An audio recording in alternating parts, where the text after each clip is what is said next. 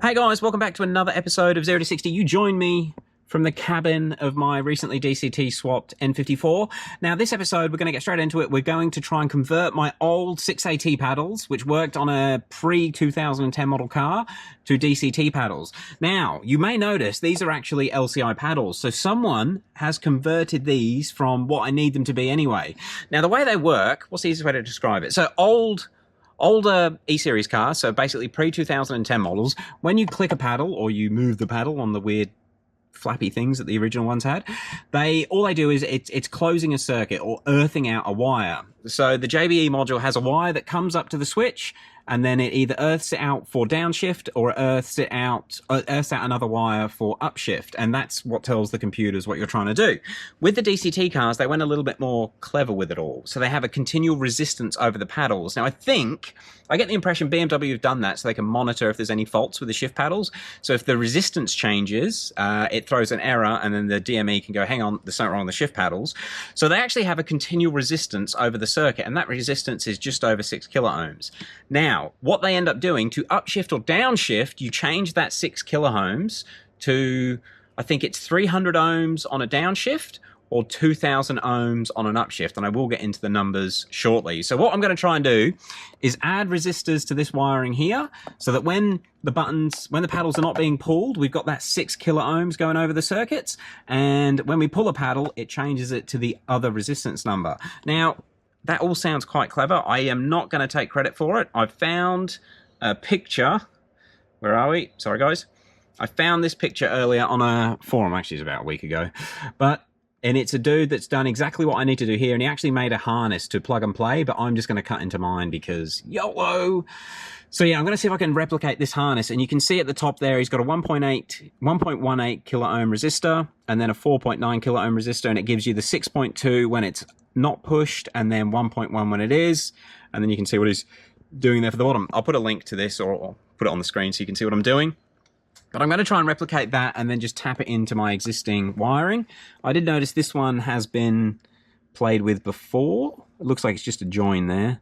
But I don't really want to shorten them too much because they might not reach. Not sure what I'm going to do yet. One thing I will note while we're in here is basically on the wiring plugs, both the upshift and the downshift only have wires going to the right-hand side pins inside the plug. But the way that they connect, because the paddles actually connect to these buttons, and the way that they connect into those buttons, they're mirrored between left and right. So it's basically your upshift and your downshift, because there would have been 3 wires, because these are normally push to downshift, pull to upshift as per original. Anyway, that's the plan. Let me make a little bit of a wiring harness following that diagram, and then I'm just going to plug it in and see if it works. So I've actually got these spare paddles here, and these are actually out of O'Reilly, which obviously with a power glide doesn't need as paddles. I'm going to de-pin these, I think, and use this to extend the wiring that's in my car, and we'll use these resistors to do what we want to do. So you guys can watch a bit of a time lapse while I struggle with the soldering iron. Guys, I nearly forgot to say, I couldn't actually get the resistors that these guys have been using. Our local electronics store just doesn't have the same resistance levels. I'm within 10% of what these ones are, or what they're going to produce once they're connected up. So hopefully the tolerances are enough. I did actually find another write-up where a dude actually used completely different numbers to these. Well, it was about 15% off these numbers. So hopefully this is close enough to get it to work, but wish us luck. And just if this doesn't work, that's why I'm using the wrong numbers. Anyway, back into it.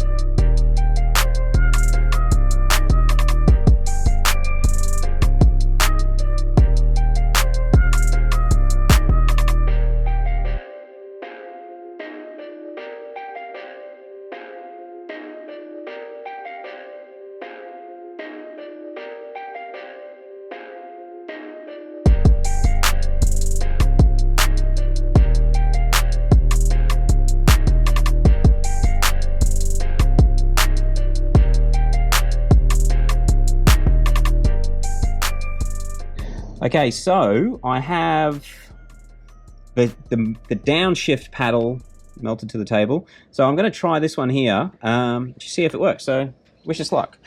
What I've done, I have depinned this plug here. So I'm just going to pop the pins into the plug, and then we'll hook onto those, and we'll see if we get a downshift. Okay, so we can see it's all sort of in there as a test, and obviously I'll tidy it up a little bit. We'll see. Okay, so we're just going to see if it works. So plan is start the car up, put it into manual shifting, and see if I can downshift. I probably should have done the upshift paddle. That would have been easier. We're going to get airbag lights because the airbag's out. Oh. Okay, so we go D. Oh, errors. Right, we're in drive. We go to sports. We're in sports 1. I'm going to put it into 2nd gear. And now we'll try the paddle. Ha ha! It worked! Right. The theory worked, even though I didn't get the resistors exact. Okay, I guess I'll tidy this up, and then we'll make one for the upshift. All right, so I've got the downshift paddle sort of tidied up and all soldered, and I've just got the up paddle in its little test form. So let's start her up, and we'll see if we get upshifts. Okay. Drive. Manual. Oh, didn't like that.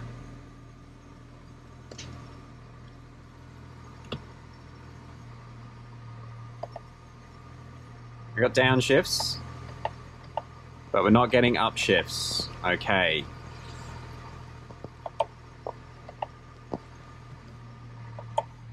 All right. Let's do some checking. Okay, so I just thought I'm trying to do it one-handed here, but we now have upshifts, and I'll show you why once I got a free hand.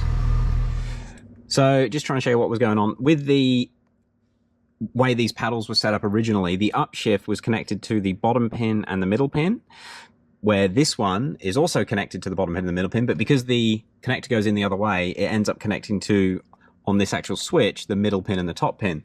And the way that the DCT picks up the signal, it wants to pick it up from the middle pin and the top pin, and that's that resistance signal. So I just had to repin this connector to get the upshifts working.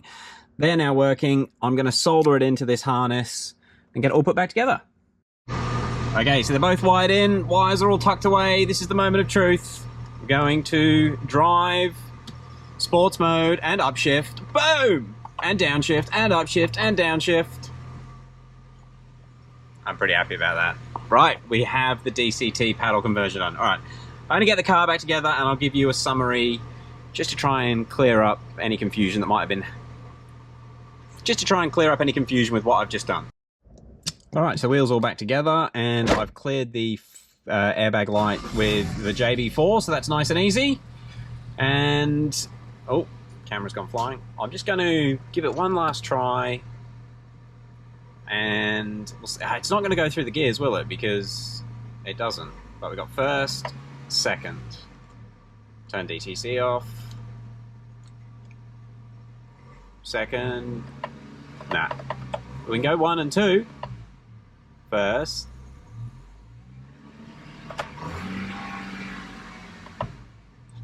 We have paddles, all right. And it's kind of funny how the DCT shifters do this. Right. Guys, conversion is done. Let me get into the light so you can actually see me. Well, she's all done. So, just to confirm, I'll flash up the wiring diagram again. Just keep in mind, I did not use those exact resistors. I couldn't get them, but they were within sort of 10% of those values. And I guess all that happens is it's putting a load or resistance on that circuit within the steering wheel, and that's what the DME or the JBVF, I think it is picking up and using to decide if it wants to shift. So as long as you're close enough, it's going to work, because you've got resistance in wires, and that's all I was thinking when I couldn't get the exact resistors. I figured if we're close enough, there's obviously going to be some sort of room for error or a margin for differences in resistance and voltages and that sort of stuff. Anyway, she's worked. So that is what you can do if you want to actually convert your non-DCT paddles to a DCT. But I guess if you're spending all the money on a DCT conversion, you're probably going to just want to buy the right paddles. Or you could be in my situation where you already had the DCT style paddles and he needed to convert them back to DCT. Anyway, ended off there. Any questions, as always, in the comments below. And yeah, we'll catch you on the next one. Is this the end of the DCT conversion? No, we need to do some performance testing and get the XHP on it. All right, we'll catch you guys tomorrow.